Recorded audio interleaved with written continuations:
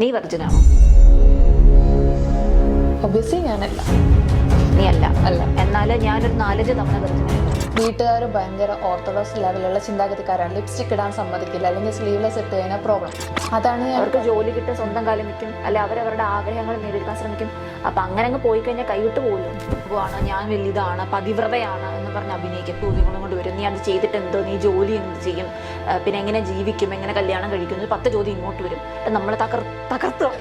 അപ്പം അഡ്ജസ്റ്റ്മെന്റ് ചെയ്ത് കഴിഞ്ഞാലേ സിനിമ കിട്ടൂ, അങ്ങനത്തെ അപ്രോച്ചസ് എന്തെങ്കിലും നേഹയ്ക്ക് വന്നിട്ടുണ്ട്. എന്നാലും നേഹ പ്രതീക്ഷിക്കുന്ന ലെവലിൽ ഒരു റോൾ ചെയ്യാൻ നേഹനെ കൊണ്ട് ഇതുവരെ സാധിച്ചിട്ടുണ്ട്. ഞാൻ കുറെ നാളായല്ലേ ഇങ്ങനെ ചോദിച്ചു മനുഷ്യനെ ശല്യം ചെയ്യുന്ന ഓരോ ചോദ്യങ്ങളും ഓരോ ഇന്റർവ്യൂലും ഒന്ന്. ഇനി റീസെന്റ് അങ്ങനെ പ്രേക്ഷകരെ ഞെട്ടിക്കാവുന്ന ഷൂട്ട് വല്ലതും നേഹ പ്ലാൻ ചെയ്യുന്നുണ്ടോ? വിദ്യാഭ്യാസം കൂടിപ്പോയി കഴിഞ്ഞാൽ സ്ത്രീകൾ അവരുടെ വഴി നോക്കി പോയാലും അവര് പറഞ്ഞോട്ടെ. ഒരു